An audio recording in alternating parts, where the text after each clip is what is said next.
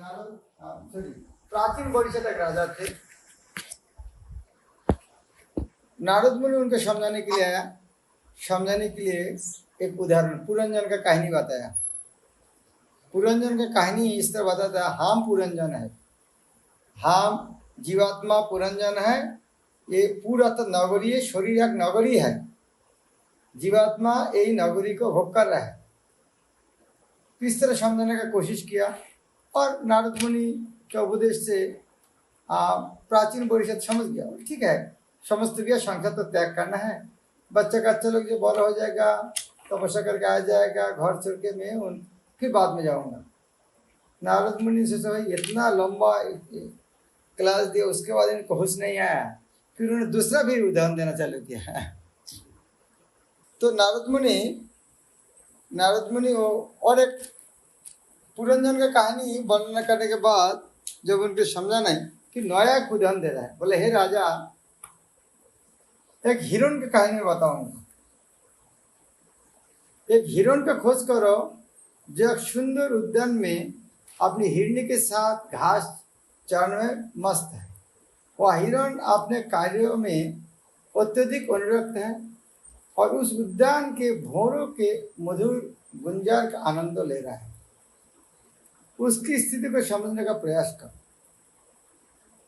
उसे इसका पता ही नहीं कि उसका सामने भेड़िया है जो अन्यों के मांसों को खाकर अपना पेट पालन करने का आदि, और हिरण के पीछे शिकारी है जो उसे तीक्ष्ण बाणों के भेजने के लिए तैयार है। इस प्रकार हिरण की मृत्यु निश्चित है।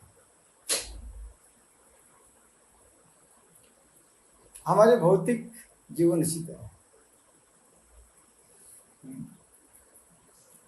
एक हिरण सामने देख रहा है एक भेड़िया और पीछे ने एक बैल, अभी कौन धार में चलेंगे? यह एक रूपक कहानी है जिसमें राजा से सदा भयानक स्थिति में रह रहे हिरण को ढूंढ निकलने के लिए कहा जाता है। यद्यपि यह चारों ओर से संकट से घिरा है, किंतु वह सुंदर उद्यान में घास चरता रहता है और चारों ओर के संकट से बेसुध है। सभी जीव, विशेष रूप से मनुष्य, अपने को परिवार के बीच अत्यंत सुखी मानते हैं। ये जिस तरह किसी उद्यान में भौरों के मधुर गुंजा सुनते हुए व्यक्ति अपने परिवार की शोभा अपनी पत्नी के केंद्रित मानता है। भौरों की गुंजा की तुलना बच्चे की बोली से की जा सकती है। मनुष्य हिरण के ही समान यह जाने बिना कि उनके समक्ष काल रूपी भेड़िया खड़ी है और अपने परिवार को भोग करता रहता है। जीव के सकाम कर्मों उसके लिए एक अन्य घातक स्थिति उत्पन्न करते रहते हैं। तो ये चीज हमें समझना चाहिए। शास्त्र में कहता है भागवत में, लब्धा सुदुर्लभम इदम बहु संभवम। ये जो मनुष्य जीवन मिला है, लब्धा सुदुर्लभम, ये मनुष्य जीवन हमको मिला है बहुत बहुत कठिन से मिला।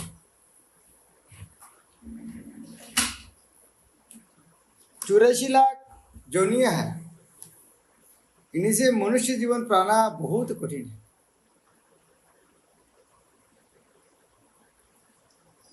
भक्तिनाथ ठाकुर गान लिखते हैं, दुर्लभ मानुष जन्म लोभिया संसारे, कृष्ण ना भोजिनु दुख कहिबो कहा। ये जो दुर्लभ मनुष्य जन्म हमको मिला है, हम यदि कृष्ण नहीं भजन करेंगे ये बहुत दुख का बात है। किसेर संसार यही छायाबाजी प्राय, इहाते ममता करी बिथा दिन जाए।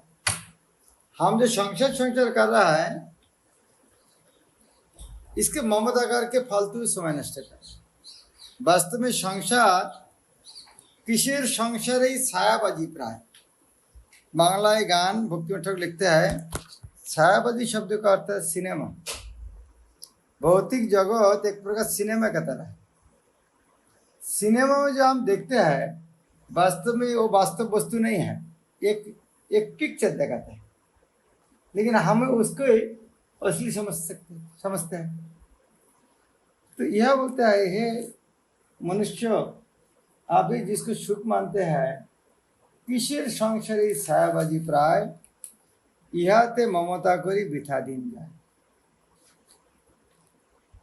দিন যায় মিছা কাজে নিশা নিদ্রা বসে, নাহি ভাবি মরণ নিকটে আছে বসে।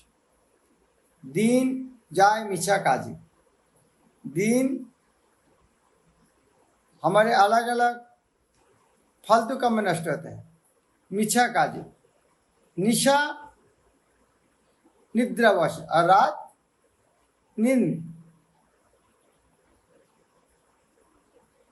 नहीं भावी मरण निकटे आछे बसे।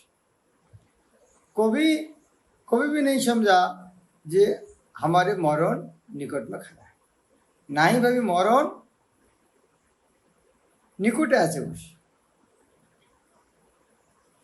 गर्दभेर मतो आमी करी परिश्रम, कार लगे एत करी ना गचिल भ्रम। मैं गाधा के तरह परिश्रम कर रहा हूँ, हाँ, लेकिन किसके लिए तो परिश्रम कर रहा हूँ, हाँ, मेरे ये भ्रम अभी दूर नहीं है। भक्ति ठाकुर लिखते हैं गर्दभेर मतो आमी करी परिश्रम, मैं गाधा के तरह परिश्रम कर रहा हूँ। क्या पूर्वत के उदाहरण देते हैं, मतलब गाधा इतना परिश्रम करते हैं, वो सोचते हैं धोबी का मैं इतना कपड़ा नहीं लेकर जाऊंगा तो खाना नहीं मिलेगा, लेकिन रास्ता में हर जगह घास पड़ा है, क्या उनको इतना परिश्रम नहीं, घास नहीं मिलेगा? लेकिन वो है गाधा। हाँ, ये मनुष्य गाधा की तरह परिश्रम कर रहा है। सुबह 8 बजे ऑफिस जाता है, सुबह रात 10 बजे ऑफिस से आता है। कोई गाधा को यदि बोलेंगे आपको 12 घंटा ऑफिस में काम करना पड़ेगा, उस पर खाना मिलेगा, वो गाधा भी इतना परिश्रम करेगा नहीं। हम गाधा को गाली देते हैं, हाँ, गाधा को यदि बोलेगा आपको इतना परिश्रम करो दिन रात, बोले नहीं हम नहीं करेंगे। लेकिन मनुष्य थोड़ा खाने के लिए सुबह जाता है, रात कितना बजे आता है। तो भक्ति ठाकुर लिखता है गर्दभेर मतो आमी करी परिश्रम, कार लगी या तो करी ना घुचिल।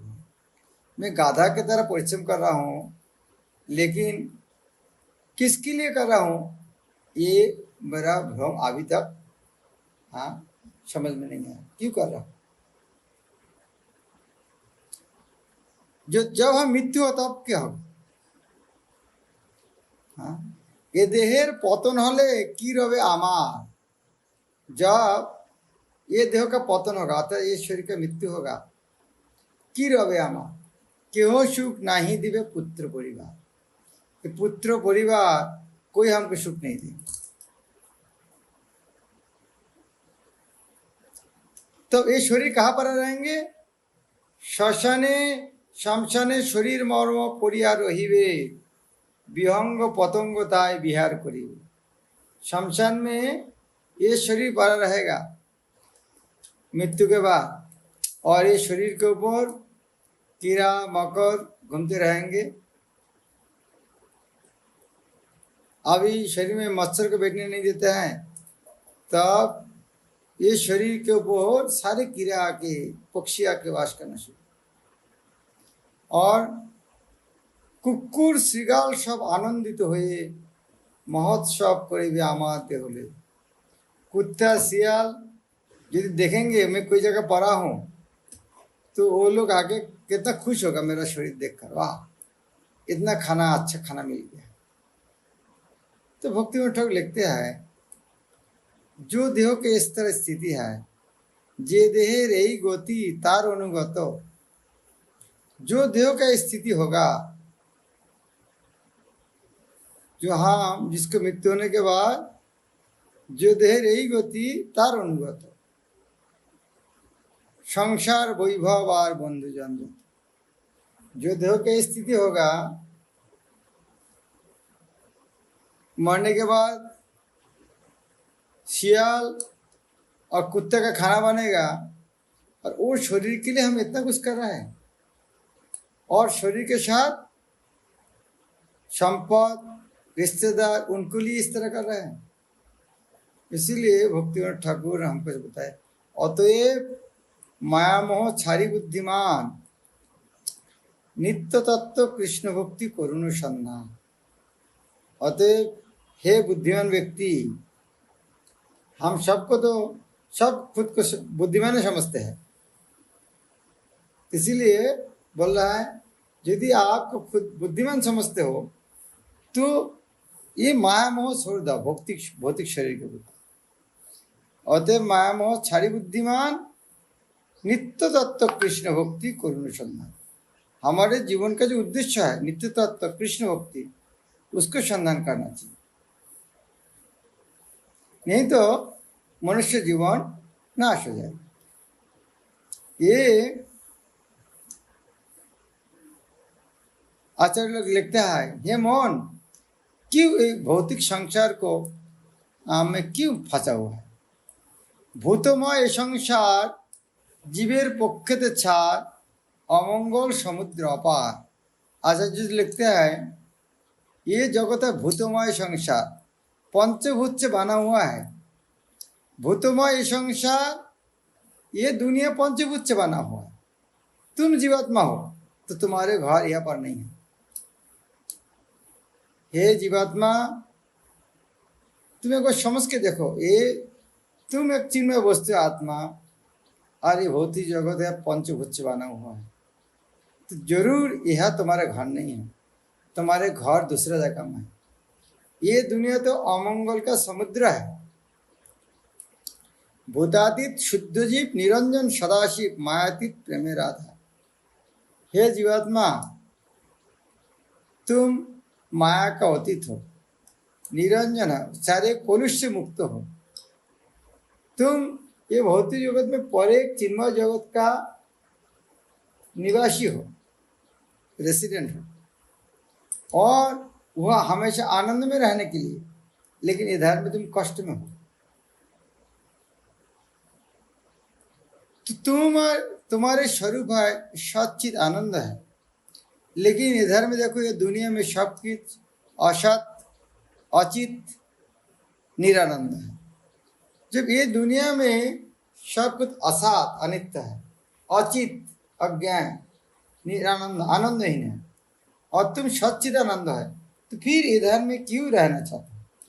क्यों भगवत धाम के बारे क्यों नहीं सोच रहा है? फिर देखो एक बार, आत्ता अमृत धार ताते बुद्धि उचित तमा। हे जीवात्मा, एक बार सोच के देखो, तुम आत्मा हो, और आत्मा में अमृत का धारा बहता है, इसीलिए वो अमृत प्राप्त तभी हो सकते, हाँ, जब परमात्मा कृष्ण के सेवा करो।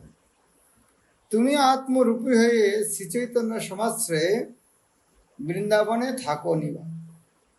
वो आनंद, तुम जो सच्चित आनंदमय जीवात्मा है, वो आनंद तभी प्रकाश होगा यदि तुम चैतन्य महाप्रभु का आश्रय करके हरे कृष्ण महामंत्र कीर्तन करो। हरे कृष्ण कृष्ण कृष्ण हरे हरे, हरे राम राम राम। लेकिन वो बात को भूलकर, हाँ, कृष्ण को प्रेम नहीं करके अभी तुम भौतिक जगत को प्रेम करने के लिए आया है। हाँ, तुम्ही भालोबासो कामेर तरंग, काम को, लेकिन जरो काम परिहरी शुद्ध काम सेवा करो। ये जो काम है, इंद्र तृप्ति करना चाहते हो, ये जो करना, ये यदि भगवान को सेवा करना चाहते हो, तो वहाँ पर जो आनंद है उसको कोई सीमा नहीं है। अभी जो भौतिक जगत में जो सुख भोगने का कोशिश कर रहा है, ये वास्तव में सुख नहीं है, शांतिहीन, यह शांति नहीं है। और ये भौतिक जगत में जो प्यास कभी नहीं बुझेगा। जिस तरह आज तक जितना आंखों में सिनेमा देखा, जो कुछ आंख कभी भी बोलेगा नहीं हाँ मैं बहुत कुछ देखा, देखना नहीं चाहता हूँ। आज जितना कुछ खाना खिलाया जिह्वा को, जिह्वा कभी बोलेगा नहीं हाँ बहुत खाया, अभी और नहीं खाना चाहिए। कान को बहुत सारे गान सुनाया, कान नहीं बोलेगा हाँ हाँ बहुत गान सुना, आज सुनना जरूरत नहीं। तो यहाँ पर ये भौतिक जगत की इंद्रिय भोग करने का जो इच्छा है, प्यास, ये कभी कोई परितृप्त नहीं हो।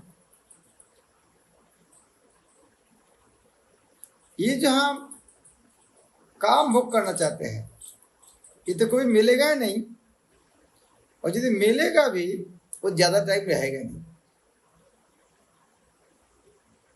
और दुख की बात है, तुम जिसको सेवा करना चाहते हो, माया को, माया तुमको सेवा नहीं करना चाहता है। भक्ति में ठग लगता है तुम ही सेवा करो जा रे, से तुम्हें भोजिते नारे, दुखे जले विनोदे रहूं। जिस तरह कोई एक व्यक्ति दूसरा को प्रेम कर रहा है, वो व्यक्ति प्रेम नहीं कर रहा है, कितना कष्ट लगेगा। तो हमारी स्थिति वही है, हम भौतिक जगत को प्रेम कर रहा है, लेकिन भौतिक जगत को हमको प्रेम करने का क्षमता नहीं है। इसीलिए बद्ध जीव कितना दुखी है। हम इतना दुर्भागा है जो भगवान हमको इतना कुछ दिया है, हमारे शरीर दिया है, सूरज का प्रकाश दिया है, हवा दिया है, पानी दे रहा है, ऑक्सीजन दे रहा है। हम उनको भक्ति नहीं करके देवता पूजा कर रहा है। इसीलिए आचार्य जी लिखते हैं, तुम्हार ईश्वर हरि ताके कन परिहरि, काम मार्गे भज देवांतर। हे जीव, तुमको सृष्टि के भगवान है, तो तुम्हारा प्रभु है भगवान कृष्ण।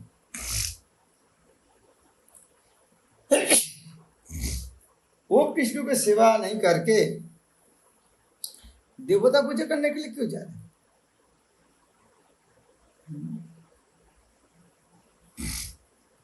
देवता लोग भगवान का एक शक्ति है। हाँ, वो समझाने के लिए भागवत बहुत सुंदर श्लोक है।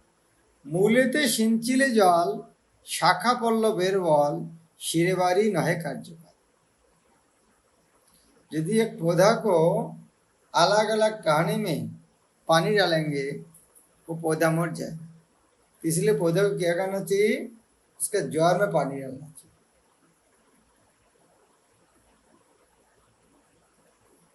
तो उसी तरह सारे देव देवी का जड़ है कृष्ण, तो कृष्ण को सेवा करने से सारे देव संतुष्ट, दूसरा को सेवा करना कोई जरूरत नहीं।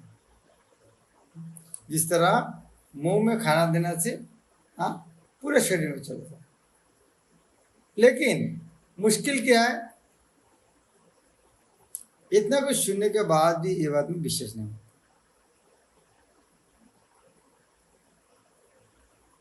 क्या डर है, हम शरीर नहीं है, हम आत्मा है, तो शरीर के प्रति आसक्ति छोड़ दो। इतना ये सुनने हमें डर लगता है, नहीं बाद में कुछ नहीं होगा। इसीलिए वो क्या करते हैं,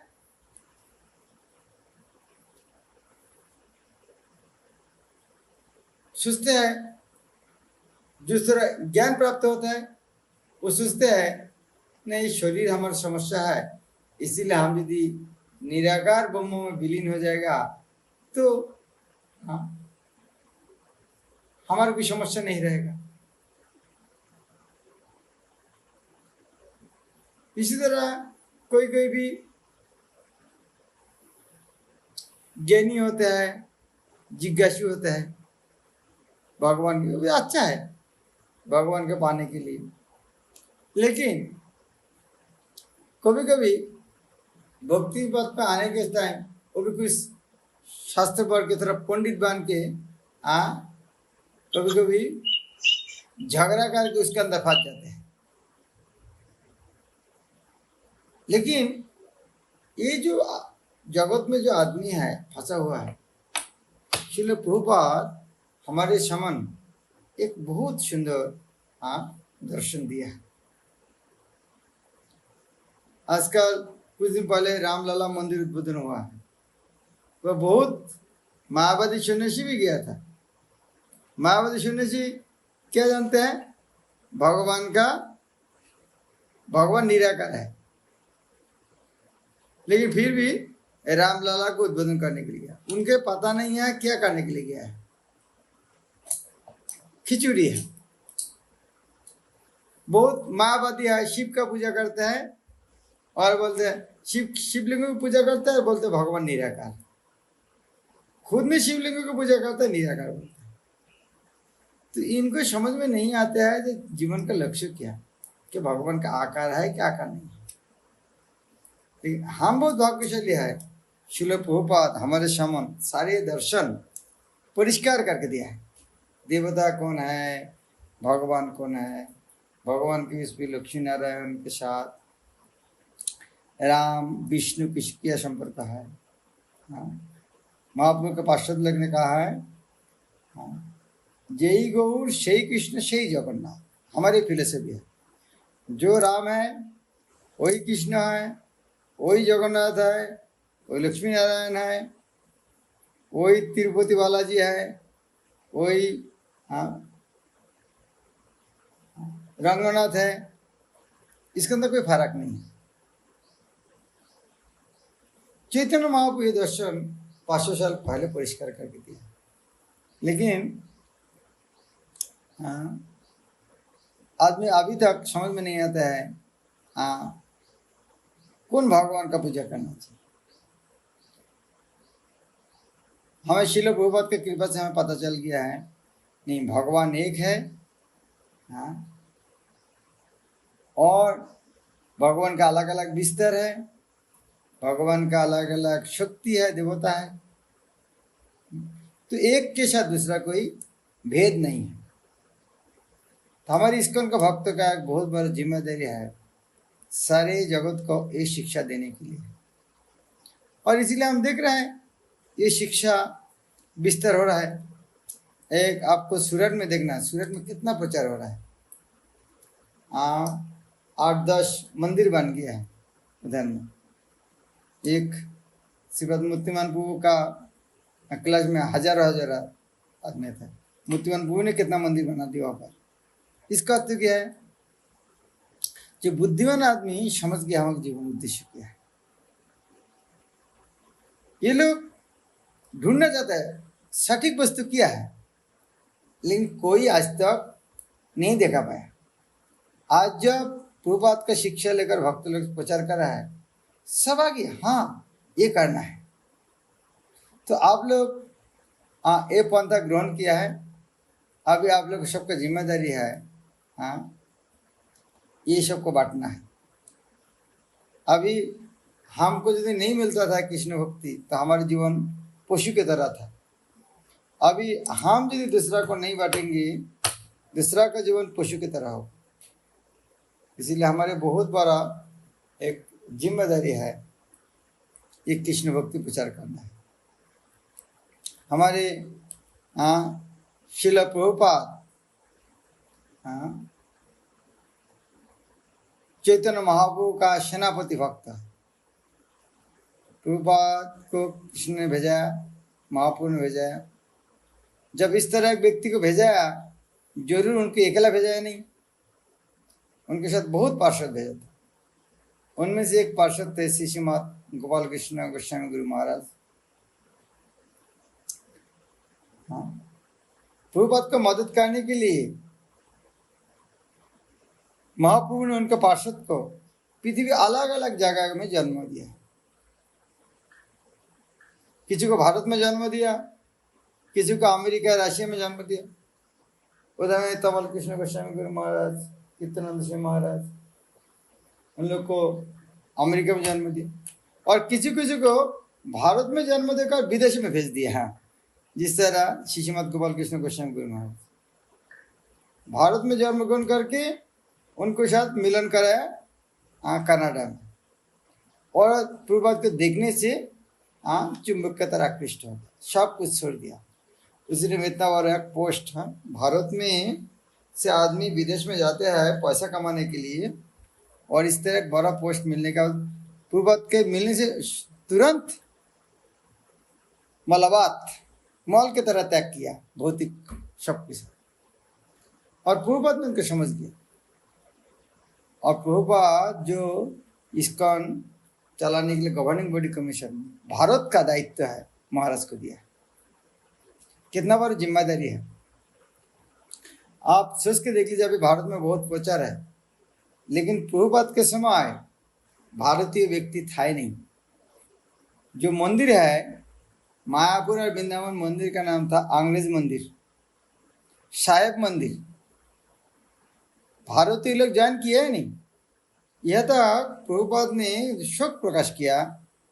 प्रभुपाद कहते थे सारी दुनिया योगदान कर रहा है, भारतीय लोग योगदान नहीं कर रहे, बहुत रेयर। और उनमें से श्रीमद गोपाल कृष्ण गोस्वामी गुरुवाद विशेष, कोई साधारण भारतीय नहीं थे जिसको प्रभुपाद ने जीबीसी गवर्निंग बॉडी कमीशन बना दिया 75। और मृत्यु तो बोलना, वैष्णव को मृत्यु नहीं बोल सकते।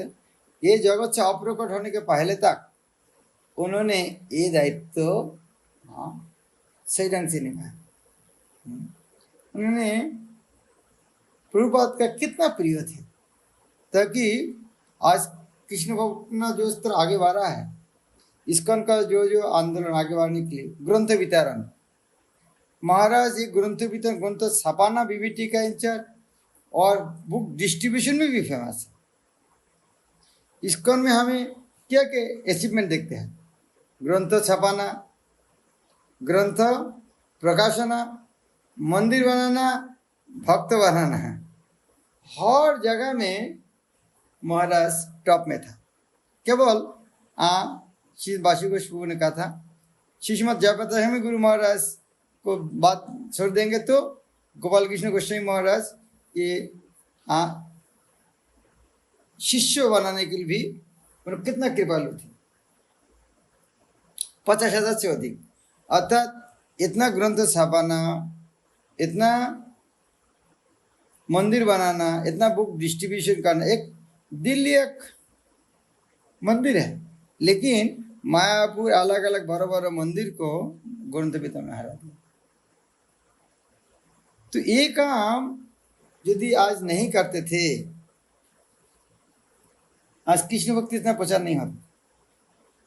महाराज इतना प्रिय थे, हमारे देश का प्रधानमंत्री, प्रेसिडेंट, अलग अलग राज्यों का राज्यपाल, मुख्यमंत्री, बहुत सभी महाराज के लिए शोक प्रकाश किया। तो हम कल्पना नहीं कर सकते हम कितना भाग्यशाली है। भगवान का इस तरह अपन जान हमारे पास आकर ये कृष्ण भक्ति का शिक्षा देने के लिए आया है, और उनको नज़दीक में रहकर दर्शन करने का, सेवा करने का, शिक्षा प्राप्त करने का मौका मिला है। ये जीवन में यदि हमारे जीवन को सफल नहीं बनाएगा, क्या आगे इस तरह मौका मिलने की संभावना है? आप एक बार सोच के देख लीजिए। क्या आगे यदि ये जीवन में भगवत धाम नहीं जाएगा, आगे की इस तरह इस्कॉन मिलेगा? इस तरह इस्कॉन में ज्वाइन करने का मौका मिलेगा? इस तरह गुरु मिलेगा? इस तरह वैष्णव संघ मिलेगा? तो अभी जो हमें मिला है, ये सुयोग को और नष्ट मत करना।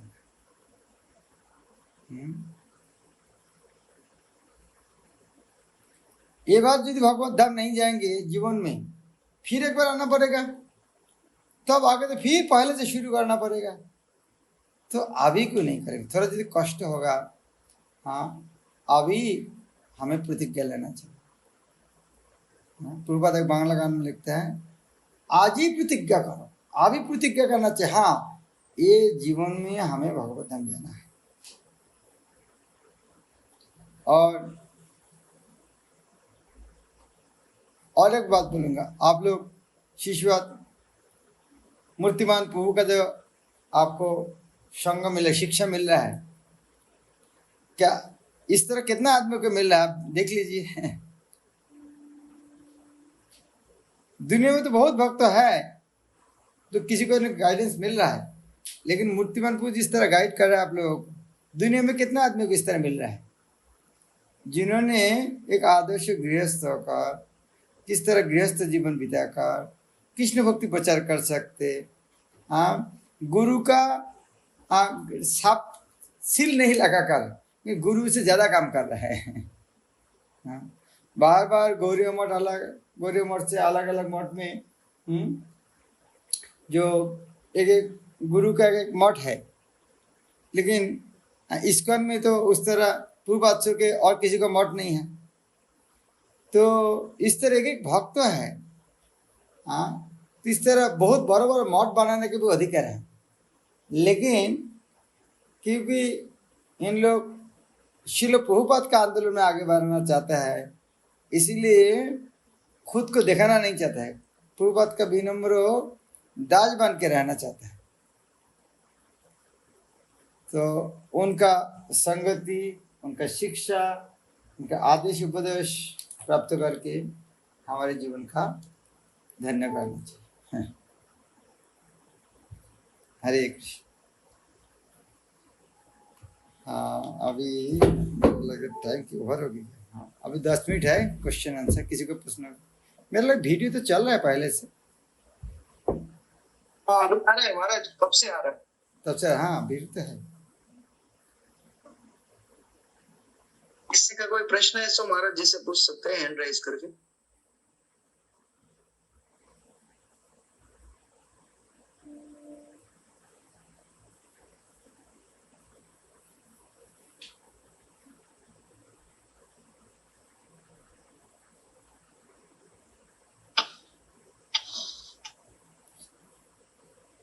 ओके, मेरा लग रहा है कुछ प्रश्न नहीं है।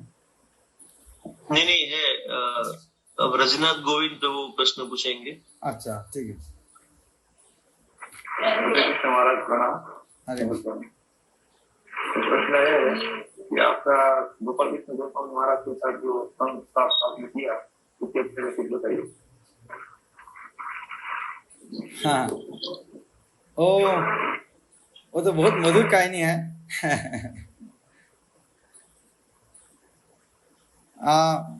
पहला जो बात है, वैष्णव कितना कृपालु मैं बताऊँ। मैं जब मायापुर में था, मैं भजन कुटी के पास डॉक्टरी करता था। तो गुरु महाराज घूमते घूमते अगर मेरा चैम्बर में आया पैर दिखाने के लिए, तो पैर में थोड़ा फंगल इन्फेक्शन हुआ। तो मैं देखे एक क्रीम दिया और मैं बोला तो पानी नहीं लगाना चाहिए, तो हंसते हंसते उन्होंने चले गया। तो उसी टाइम में समझा नहीं ये बात को। तो अभी उपलब्धि हो रहा है भाई, वो समस्या के लिए मेरा पास आना कोई जरूरत नहीं था। वास्तव में मुझको उनको पैर स्पर्श करने का मौका देने के लिए आया था, भाई इसको थोड़ा कृपा करके जाऊंगा। अभी उसको समझ में आ रहा है।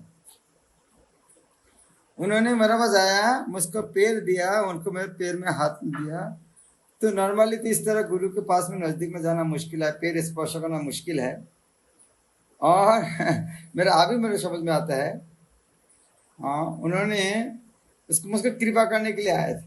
उससे दवाई ना लेने का जरूरत नहीं था, वरना सीरियस कुछ था ही नहीं। यह वैष्णव अहित की कृपा करते हैं।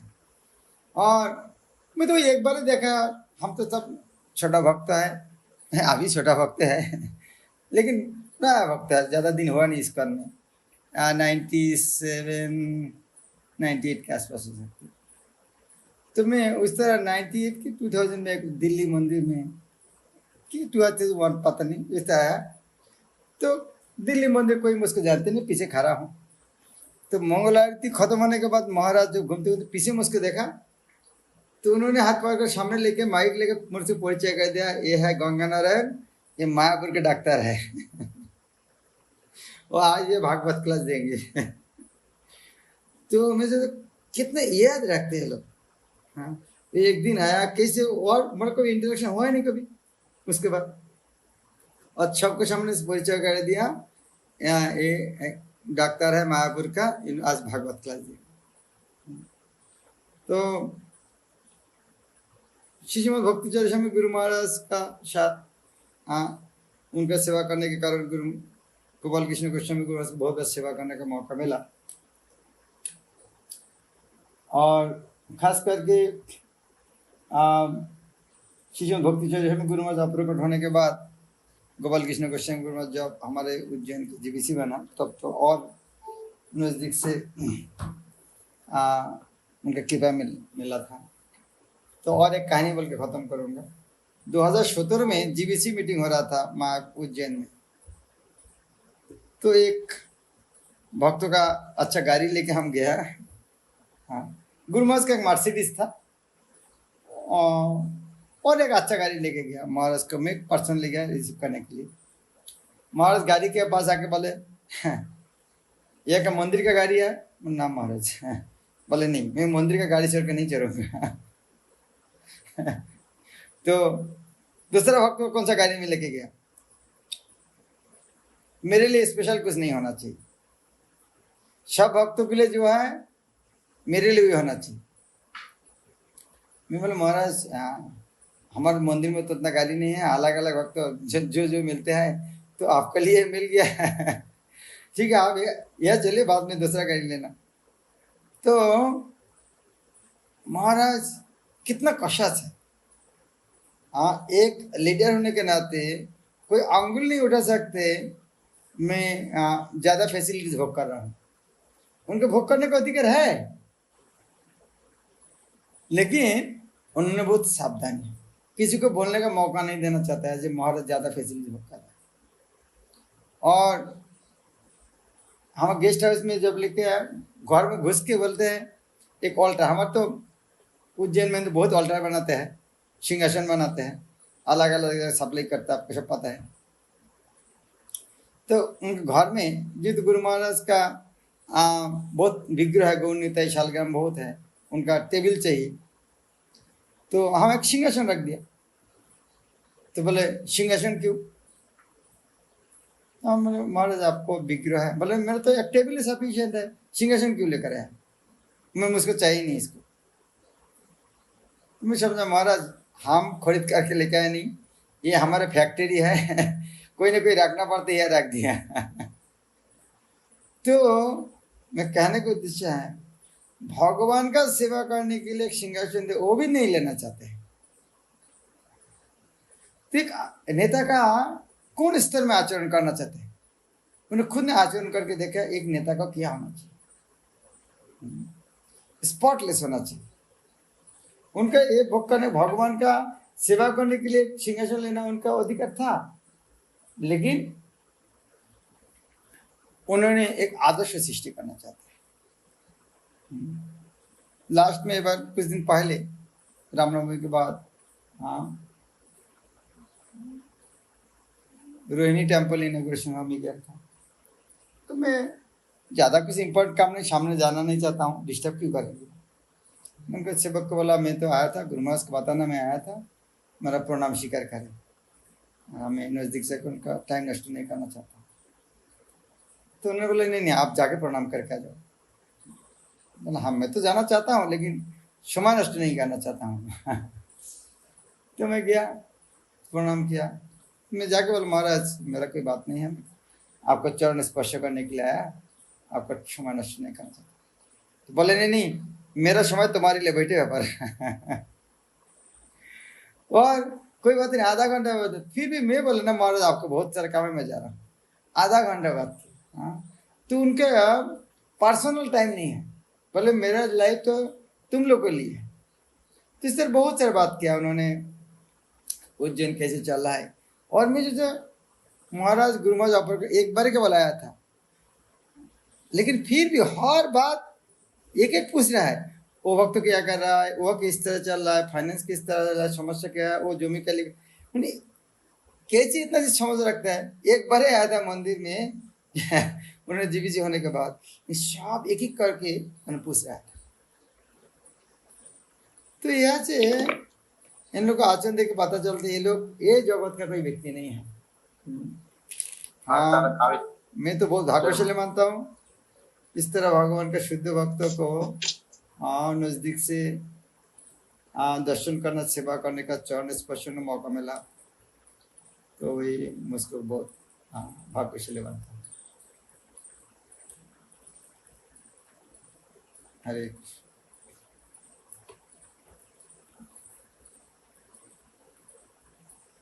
हरे कृष्ण। दक्षिणानंद सर प्रभु प्रश्न पूछो।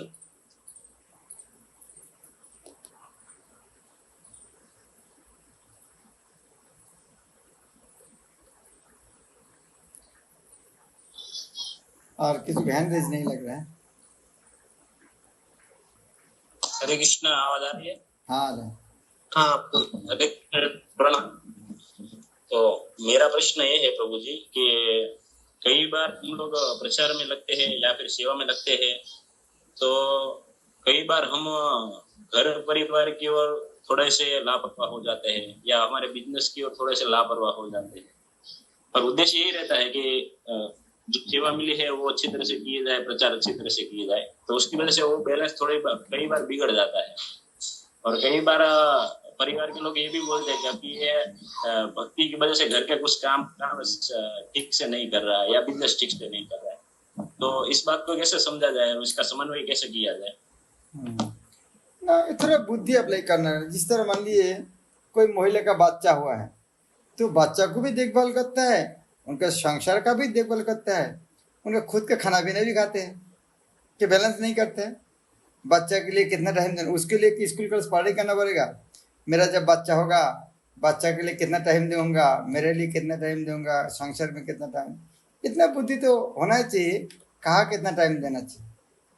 और यदि नहीं होगा तो हमें हमारे उच्चतर कर्तृपक्ष का पास सलाह लेना चाहिए। जिस तरह अर्जुन कृष्ण को पूछा था मेरा क्या करना चाहिए, यदि हमको समझ में नहीं आता है तो हमारी इस्कॉन में इस तरह भक्तों कोई कमी नहीं है, बहुत ज्येष्ठ भक्त है, उनका हम पूछ सकते ये मुहूर्त मुझको क्या करना चाहिए।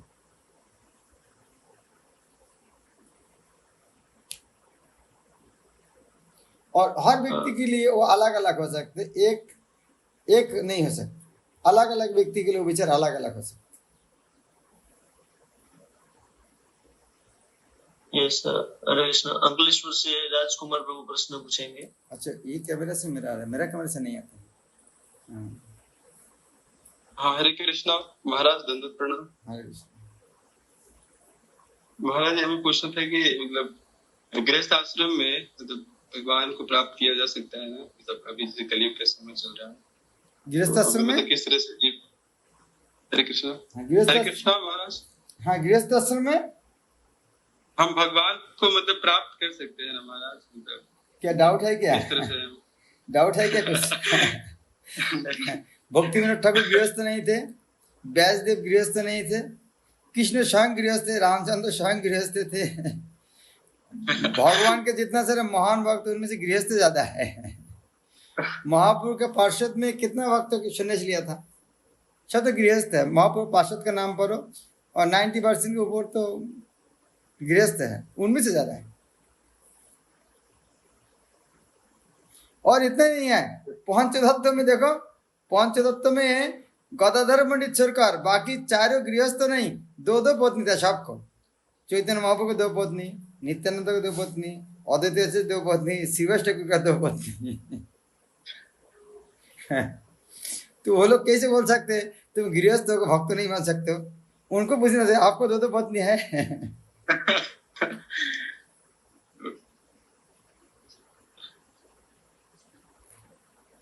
महाराज जी, तो फिर मतलब तो हमें मतलब किस चीज पे सब ज्यादा मतलब फोकस करना चाहिए ताकि जीवन जो एक तरह से केवल कृष्ण के लिए, जो कुछ करना कृष्ण के लिए, बस इतना फोकस करना। जो कुछ करना कृष्ण के लिए करना, बस उतना ही करना। संसार में है कृष्ण के लिए करना। जिस तरह मान लीजिए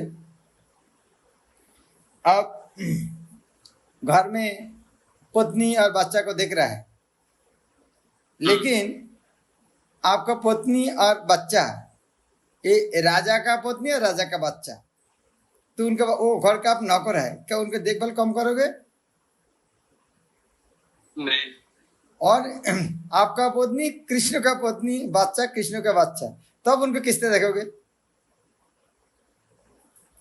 मतलब भगवान के भक्तों की तरह। ज्यादा देखना पड़ेगा। हाँ, ज्यादा देखना हाँ। पड़ेगा। आपको बच्चा को आज नहीं खिलाओगे, कोई बोलेगा नहीं कि राजा का बच्चा को नहीं खिलाओगे, कल का बाद जेल में जा सकते। तो जब हाँ, संसार में कृष्ण को केंद्रित करके करोगे तो और ज्यादा सावधानी से कर सकते। लॉस तो कुछ है नहीं, लाभ है लाभ। यस महाराज। ओके यस महाराज। ओके, मेरा लाइफ टाइम हुआ है। धन्यवाद महाराज। हरे कृष्ण। हरे कृष्ण। हरे।